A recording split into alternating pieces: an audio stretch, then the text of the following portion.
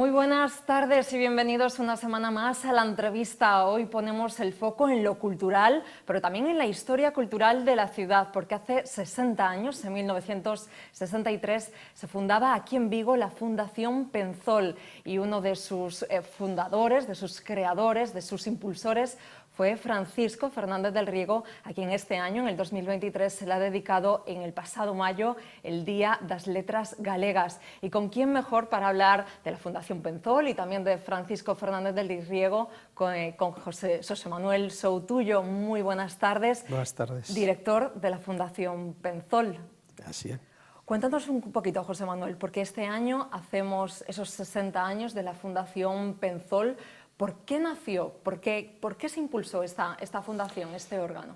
Ben, bueno, a Fundación Penzol, como o seu nome indica, fundou Fermín Fernández Penzol Lavandera, que era un registrador da propiedade que se iniciou no galeguismo moi novo, estudando Dereito en Madrid, e ali tiña afección por visitar librerías de vello e foi descubrindo publicacións, documentos antigos sobre Galicia. Aí iniciou unha afección que o levou a ir creando unha biblioteca especializada en asuntos de Galicia e que, co tempo, ese volume quixo poñer ao servizo da cultura galega. Daquela, no ano 63, el se formaba parte do grupo do que Francisco Fernández del Riego despois denominou a Xeración Galaxia. Estaba nos órganos directivos da Editorial Galaxia, que se fundaron en 1950, donde no ano 63, por exemplo, del Riego era o director xerente de Galaxia, e entonces, todo o grupo Galaxia acordou convertir ese patrimonio, que era daquela 7.000 volumes, 6.000 e pico documentos moi importantes, porque estaba prácticamente toda a produción, pois, eu que sei, do libro galego desde o século XIX hasta ese tempo, pois converter todo ese patrimonio, poñelo ao servicio dos estudosos da cultura galega, por medio dunha fundación. Esa fundación que se crea no ano 1963, se inaugura aquí en Vigo o 5 de maio de 1963, e á fronte dela, como non podía ser de outra maneira, porque, como dixen antes, del Riego xa dirixía a Editorial Galaxia e a Editorial Galaxia tiña sede en Vigo, non podía ser de outra maneira que por unha razón operativa, fundamentalmente, non só, pero fundamentalmente, pois instalase aquí en Vigo. Esa é a orixe da Fundación Penzol, que despois a biblioteca dirixiu del Riego durante 47 anos, nada menos. Que non é pouco. Documentos, publicacións, que coleccións? Porque entendo que todo se enmarca en diferentes coleccións. Que coleccións poderíamos encontrar? As máis destacadas ou as máis descoñecidas, incluso? A Fundación xestiona dous fondos. Un é a biblioteca e outro son os fondos documentais. Os fondos documentais están compostos desde documentos de compraventa, susdicionais, notariais, xa desde o século máis antigo, do século XIII, unha doazón do rei Afonso VII o Mosteiro de Cabeiro, por exemplo, ata documentos recientes, fondos documentais de escritores, de Álvaro Cunqueiro, o Ramón Otero Pedrallo, aínda hai pouco, demos noticia da chegada do Fondo Documental de Emilio Álvarez Blázquez. Bueno, tenemos unha enorme. Esos fondos, por un lado, están compostos desde orixinais, manuscritos, notas, pero fundamentalmente, quizáis, unha parte moi importante, sobre todo no tempo contemporáneo, son os epistolarios, do que Francisco Fernández del Riego, además, ten un importantísimo epistolario. Por outro lado, a biblioteca foi medrando, unha biblioteca especializada en libro non só galego, sino en libros sobre Galicia. Pode estar publicado en calquera país do mundo. Por exemplo, temos libros en xaponés sobre literatura galega, por exemplo. E actualmente estamos xa chegando aos 7.000 aqueles iniciais do ano 63, actualmente contamos este ano que ven chegarse aos 50.000 volumes, que nos estamos falando dunha biblioteca considerable, que como digo, ten a súa procedencia, son libros editados en Galicia, de autoría de autores galegos, ou sobre Galicia, en calquera aspecto da realidade galega, publicados en calquera país do mundo, en calquera lingua do mundo, non? En que se publica, obviamente. Esos son as dúas grandes patas, as dúas grandes fondos que xestiona a Fundación Penzol. Non sei se a Casa Galega da Cultura, que é onde se ubica, non? A Fundación Penzol, xa está quedando pequena para tantos volúmenes, publicacións, tesouros, non? Bueno, afortunadamente, de momento non temos problemas de espazo. Se seguimos medrando, en algún momento eso se presentará, pero espero que non me toque a mí xestionar esa realidade. No ano 63 a Fundación instalouse no que agora é o Centro Cultural da Caixa, no edificio Bárcena, ali nuns locales que eran da antigua Caixa da Forma Municipal de Vigo, uns artigos que foron xestionados por outros dos fundadores da Fundación Penzol, que foi Xaime Isla. El xestionou, era abogado da Caixa tamén, xestionou para a Fundación esas instalacións, e ali estivo hasta o ano 85. Ali sí que as instalacións xa quedaban, xa eran escasas, porque, como se dixen antes, non deixou de medrar baixo a xestión, a dirección del Riego, a Fundación, como foi medrando nos seus fondos, e houve un momento en que hubo a necesidade de buscar unha saída, e a saída foi un convenio co Concello, un convenio de colaboración da Fundación co Concello, polo cual o Concello dotaba o que agora é Casa Galega da Cultura, a antigua Casa Consistorial, dali da Praza da Constitución e a Praza da Princesa, dotaba as instalacións, preparaba as instalacións para recibir ali os fondos da Biblioteca Penzol, no ano 1985. Depois ainda se adaptaron un pouco máis adiante, cando del Riego doou a cidade de Vigo a súa biblioteca, que tamén está ali na Casa Galega da Cultura, e o seu arquivo e o museo, que están ali tamén. Entón, houve que ampliar aquilo outra vez e volveuse a... E se volveron a ampliar as instalacións tamén para os fondos da Penzol. Así que, de momento, temos... Pero, bueno, o noso objetivo é que en algún momento haxa que ampliar, porque eso quere decir que os nosos fondos siguen medrando, non? Que hai mudanza. Claro. Neste ano 2023, José Manuel, no que dende a Fundación cumprides 6 décadas, que non é pouco, fixechedes unha exposición espectacular para todos os que pudimos ir a vela, 60 pezas para 60 anos. Contame un pouquiño acerca desa exposición. Bueno, a exposición foi unha idea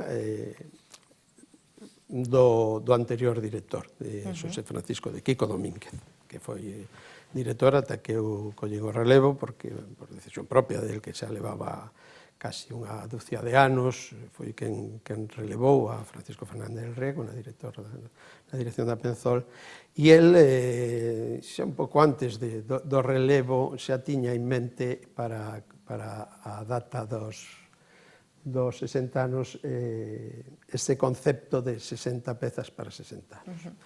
E eso foi esa idea que concretouse nunha selección de pezas que iban desde epistolarios, algún desos documentos moi antigos do século XII, do XIII, documentos en galego do século XIII, había un par deles, pezas que representasen de alguna maneira a variedade dos fondos, a variedade e a riqueza dos fondos dos fondos que a Fundación xestiona. Entón, aí, como xa te digo, había desde documentos medievais ata libros que polo seu simbolismo teñen unha importancia especial. A edición publicada en 1944, a primeira edición do Sempre en Galiza, que, como sabes, se publicou, era un libro que aquí non se podía publicar en aquel tempo, ainda estaba Castelao vivo no exilio, e se publica en Buenos Aires en 1944. Ali había pezas de valor, de moito valor histórico, de moito valor simbólico, e todo eso, pois, deu unha exposición que eu creo que foi moi, como ti ben dis, dar gracias por esas palabras, que foi moi espectacular, tuvo moi boa acollida e que creo que foi unha gran celebración para dos nosos 60 anos, sobre todo porque amosaba en esa variedade de registros, de documentos e pezas e libros registrados nos nosos fondos, pois da riqueza que supón os fondos da Fundación Penzol, os fondos para a cultura galega, claro. Comentaba Xosé Manuel que Francisco Fernández del Riego foi o seu primeiro director. Como foron esos anos, que non foron poucos, nos que estivo el ao cargo? Como traballou na Fundación? Bueno, o primeiro, cando se reciben os fondos de Fermín Penzol, esos 7.000 e pico de títulos e 6.000 e pico documentos que comenté ao principio, a primeiro que tuvo que afrontar del Riego era a catalogación con criterios bibliográficos e arquivísticos, porque eran as dúas, como dixen, as dúas dos fondos da Fundación. E para iso tamén tivo axuda dunha bibliotecaria, Olga Gallego, da que este ano tamén cumpriremos o centenario do seu nacemento, que naquela altura estaba destinada aquí en Vigo, estaba destinada, creo que era na Delegación de Facenda, se non recordo mal, os arquivos da Delegación de Facenda, e que era unha profesional que estuvo moi pegada a del Riego nesos primeiros anos, porque ela foi a que forneceu os criterios profesionais, os criterios para a clasificación dos fondos. Pero del Riego, en sus primeiros anos, fixo de todo, recibir as caixas, abrilas e colocar os libros nos andéis que ali se instalaron. Como antes fixera, pois, nos anos 50, cando se funda a Galaxia, facendo os paquetes de libros para leválos polas librerías para intentar colocar os primeiros libros de Galaxia. Entón, Fernández del Riego foi unha persona que ao longo de unha longa vida dedicada a Galicia, dedicada á causa do galeguismo, na que se iniciou xa con 18 anos e que non deixou hasta os 97 do seu falecemento, xa foi unha vida casi 97, perdón. 97. Sí. Iba a decir, porque non me sabían as contas, de 80 anos ao servizo de Galicia, da cultura galega e do galeguismo, pois tamén, se tiña necesidade de utilizar as mans para colocar os libros nos andéis, tamén o facía. El tuvo unha actividade moi intensa na Fundación, na biblioteca. El mesmo, nas súas memorias, di que era como o seu segundo fogar e que hasta o último momento, e casi foi así, ata o último momento quería permanecer ao pé de obra. Incluso cando os ollos estivesen gastos e non sei que di el, así, un texto moi sentido, moi melancólico, que publica xa con moitos anos, un libro de memorias, e foi o que fixo toda a vida. Entón, claro, nos 7.000 e pico de libros e 6.000 e pico de documentos, el tuvo unha importancia moi grande para aumentar ese patrimonio coas súas relacións, recibir fondos documentais, como antes dixen algúns, e ata que 10 meses antes do seu falecemento estivo ali a pé de obra, así que é un caso moi salientable de compromiso coas súas ideas, non? Traballando ata o final, en este ano 2023, por fin, case, se lle dedicou o Día das Letras Galegas. Por que crees ti que xa tocaba, non, para Francisco Fernández del Riego? Bueno, este ano se produciron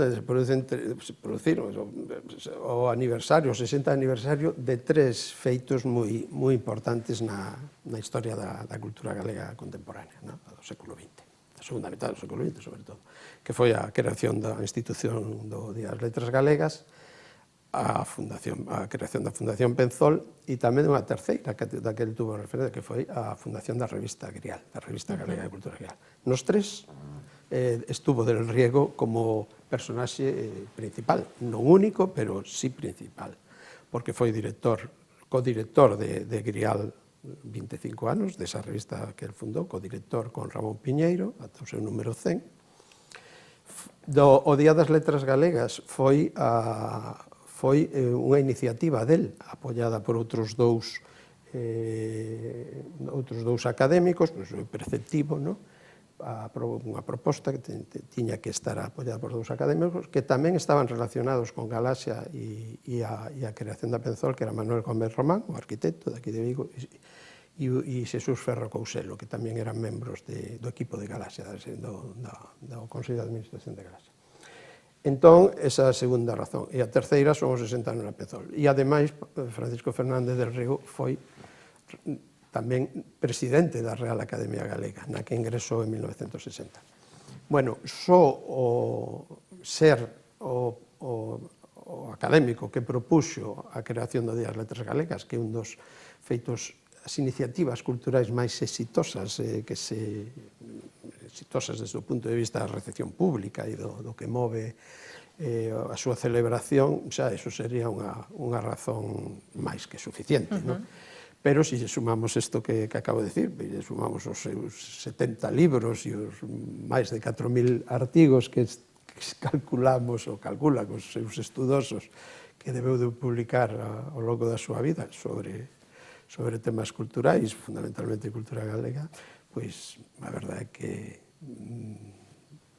non hai moito máis que justificar, creo eu. Creo que a Academia escolleu o que tiña tarde ou cedo tiña que producirse, que Paco del Riego se dedicase ao Día das Letras Galegas, o seu maior responsable. Cando falamos de Francisco Fernández del Riego, falamos dunha persoa que era escritor, autor, intelectual, político, sempre na defensa da cultura galega. Nestes días, incluso, poderíamos dicir del que era un activista, non? Pola cultura, pola lingua, pola... Sí, bueno, el foi un... como xa dixen, xa aos 18 anos, el vai a estudiar Dereito a Madrid, no curso 30-31. Ali xa un pouco algo paralelo ao que lle pasou a Fermín Penzol uns anos antes, porque era maior, tamén un pouco descubre ali incluso o orgullo de ser galego, de ter unha lingua propia e tal, escoitando a compañeiros en Madrid, compañeiros da facultade, que non galegos, que falaban con desprecio dos galegos e tal. E tamén ali descubre algunhas lecturas que, según el, foron moi importantes para el, para descubrir. Unha é Rosalía, e outro foi cando descubriu a teoría do nacionalismo galego de Vicente Risco, que foi un texto moi... bueno, que tuvo unha importancia grande na creación de afinidades galeguistas naquele tempo, por chamarlle así.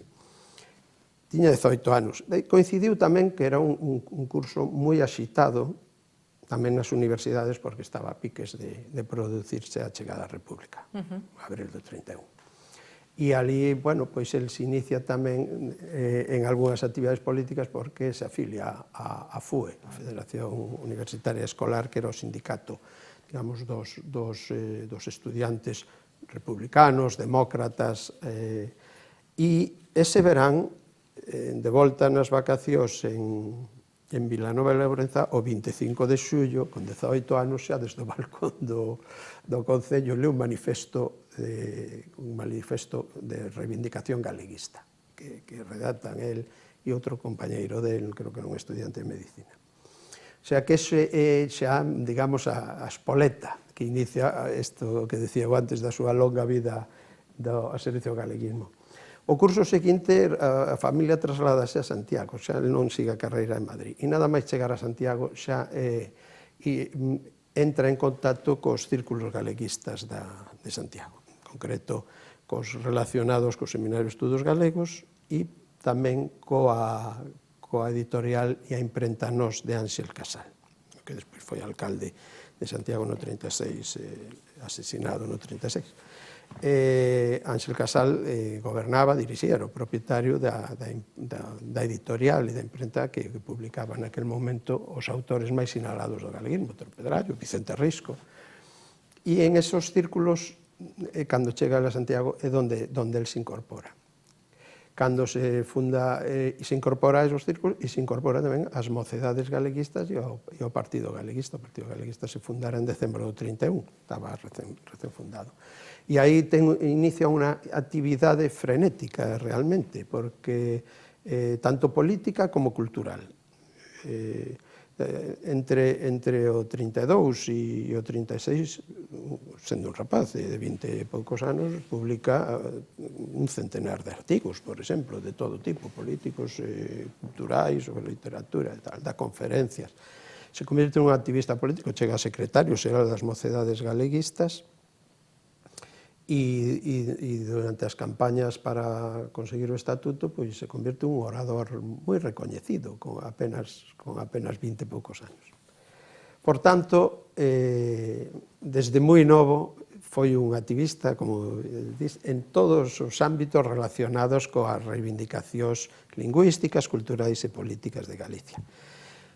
Despois da paréntese da guerra, el ven para Vigo, como é sabido, a finais do 39, fuxindo un pouco dunha situación complicada en Santiago, porque era unha persona por estar moi coñecida e, por tanto, digamos, a súa vida non estaba moi segura, a súa integridade física. Entonces, trasladas aquí, ven apoiado por Valentín Paz Andrade, e aquí inicia unha nova etapa.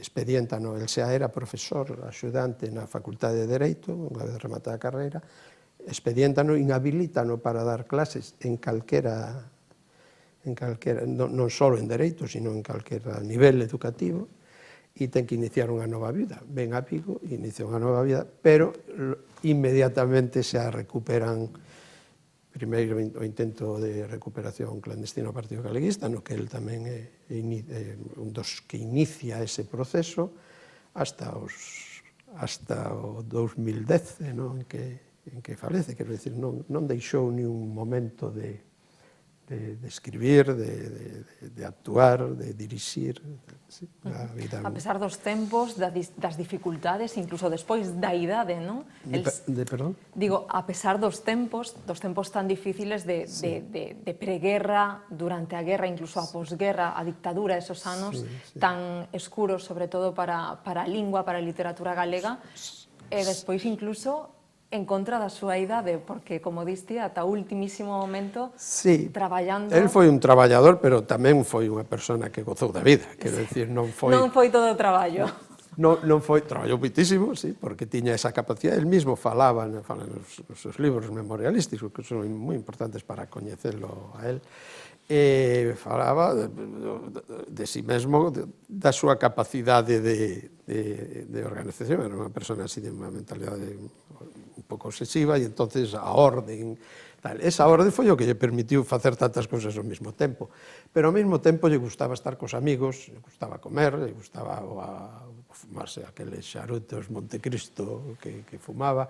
Quero dicir que foi unha persona tamén vitalista, non foi un intelectual metido nun tobo ali escribindo e lendo sin parar, que tamén o fixo, sí, foi un ermitaño, efectivamente, sino que foi unha persona que ademais deso gozou da vida, e foi unha vida longa, intensa e ben vivida. En ese sentido foi unha persona afortunada, pero, bueno, el puxo. E iso tamén lle permitiu enfrontarse a esas dificultades tan terribles que andaba. De feito, foi detido 2 veces aquí en Vigo, unha estuvo 3 semanas e outra tamén por aí por as súas actividades relacionadas co galeguismo. Incluso tuvo militancia política no ano 64, se funda tamén arredor, próximas ás persoas de Galaxia, de Ramón Piñeiro e tal, se funda un partido clandestino, o Partido Socialista Galego, e ele é o primeiro secretario. O sea que, bueno, realmente é unha biografía moi intensa, moi intensa, sí. E temos, José Manuel, unha pequena mostra da súa biografía, tamén da súa parte profesional no hall da Casa Galega da Cultura, Sí, vestíbulo. no vestíbulo fixemos claro, o espazo que hai ali, pero para permanecer todo o ano, estará hasta decembro, inaugurámola a principios de ano, mes de febreiro, quero recordar, e é un percurso, un percorrido biográfico, todo isto que fui máis ou menos así contando, desde o seu nacemento, a súa familia en Vilanova de Lourenzá, ata os seus últimos días. E así mesmo hai unhas vitrinas onde presentamos boa parte da súa obra bibliográfica, que chega esta próxima aos 70 volumes, de todo tipo, hai ensaio, hai biografía, hai estudos literarios, hai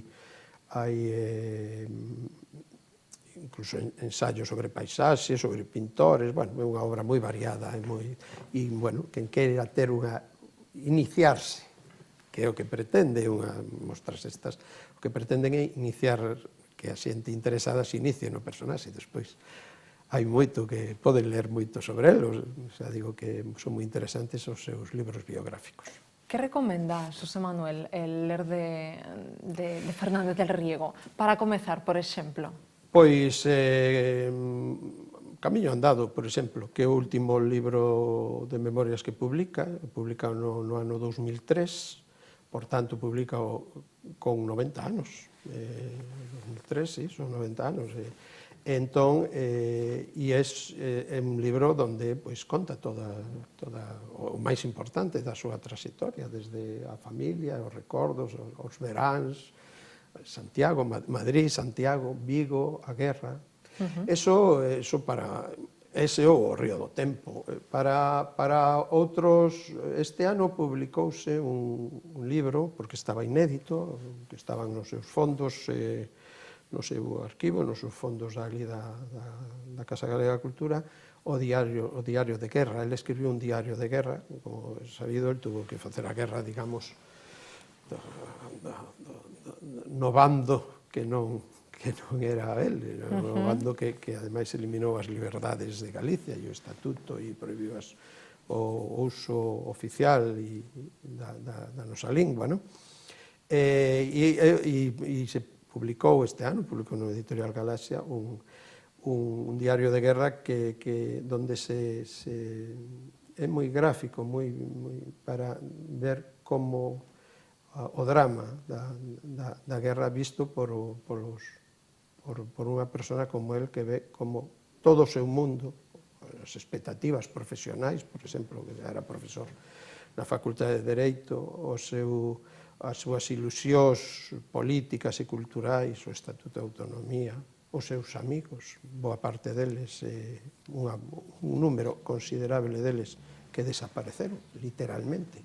Uns físicamente e outros desapareceron porque foron ao exilio, o caso de Castelao, o Luis Seoane, co que tivo sempre unha intensa relación, incluso desde o exilio, hai un epistolario importante del con Seoane.